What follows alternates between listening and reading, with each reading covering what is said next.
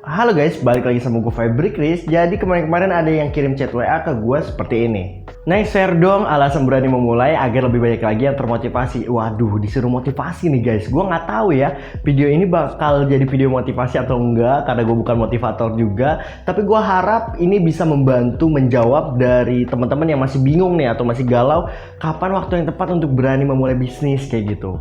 Oke, gue coba bahas alasan berani memulai bisnis berdasarkan pengalaman gue pribadi memulai bisnis. Memang untuk memulai sebuah bisnis itu memerlukan keberanian, mental yang tangguh, dan juga ilmu pengetahuan agar bisnis yang teman-teman jalankan itu berjalan dengan baik dan benar. Silahkan komen dan subscribe di channel ini, karena di channel ini gue pengen mengajak kalian semua untuk belajar bisnis bareng sama gue. Jadi ada satu prinsip yang gue dapet semasa gue lulus SMK tentang bisnis. Ya, walaupun gue sudah memulai bisnis itu semenjak SMK sebenarnya. Gue udah jualan pulsa, gue mulai servis laptop dan servis komputer. Gue pernah servis warnet juga, jualan garskin laptop, ya seputar komputer lah. Karena SMK gue teknik komputer jaringan. Tapi setelah lulus SMK adalah momen dimana gue lebih serius lagi dalam menjalankan sebuah bisnis. Ya, gue lebih berpikir lebih luas lagi tentang bisnis dan memperdalam apa itu bisnis. Prinsip yang gue tanamkan dalam diri gue soal bisnis seperti ini. Bisnis itu emang harus gagal dulu.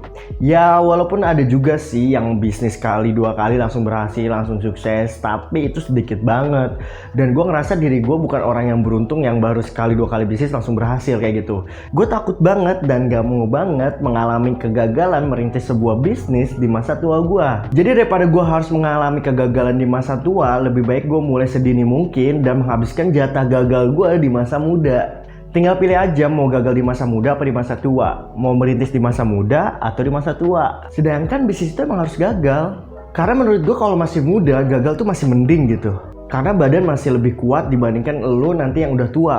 Karena kalau masih muda itu dipaksain kerja atau dipaksain belajar bisnis itu masih bisa lah. Kalau sakit pun biasanya dikerokin sedikit pun langsung sembuh kayak gitu loh. Beda ketika lu udah tua, kalau misalnya lu udah tua kan lu udah punya tanggungan anak, tanggungan istri, resikonya lebih tinggi. Dan ketika lu mau kerja lebih keras, belajar lebih dalam lagi dan lu sakit, dikerokin aja nggak cukup. Biasanya lu perlu istirahat yang cukup lama dulu baru bisa sembuh sehingga lu baru bisa melanjutkan bisnis lu lagi. Jadi menurut gua lebih baik di masa muda lu berjuang karena lu masih single juga, apalagi yang buat masih single ya, masih single nih, masih badan masih sehat, gas terus gitu loh. Lu belajar bisnis, lu kulik bisnis, lu pelajari lah tentang bisnis itu seperti apa. Karena kalau sakit biasanya kalau dikerokin aja itu biasanya sih sembuh kayak gitu loh. Biasanya ya. Ya.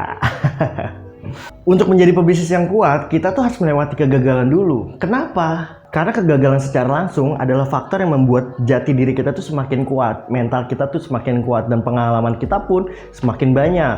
Jika saja kita tidak melewati fase merintis dan langsung mengelola bisnis besar, mental yang kita miliki pun lemah. Sedangkan di bisnis yang besar, problemnya pun semakin besar. Kalau di bisnis merintis atau di bisnis kecil aja kita nggak bisa menghadapinya, bagaimana kita bisa tetap berdiri tegap ketika ada masalah di bisnis kita yang sudah besar nanti? Jadi menurut gue bisnis itu harus dimulai sedini mungkin ya guys. Tapi bukan asal bisnis. Ya dipelajari juga ilmunya, dipahami, diseriusi, diambil hikmahnya, dipelajari pengalamannya, kegagalan itu dipelajari, kenapa bisa gagal, bagaimana bisa mencari peluang. Jadi jangan sampai asal doang bisnisnya, yang penting jalan, yang penting udah mulai, jangan gitu doang juga. Nantinya mentalnya nggak kebentuk, pengalamannya nggak mateng, instingnya juga nggak tajam, mental bisnisnya nggak kebentuk, ilmunya juga nggak ada, kan sayang gitu loh. Apalagi di zaman digital seperti ini, ilmu bisnis itu dapat dengan mudah kita temukan. Salah satunya lu bisa subscribe channel Febri Chris dan kita bisa belajar bareng. Karena tujuan gue di channel ini, gue bisa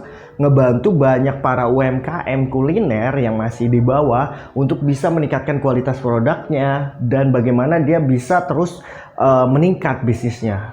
Jadi buat teman-teman yang punya pertanyaan seputar bisnis kuliner, itu bisa tulis di kolom komentar atau DM ke Instagram gue di @febrichris.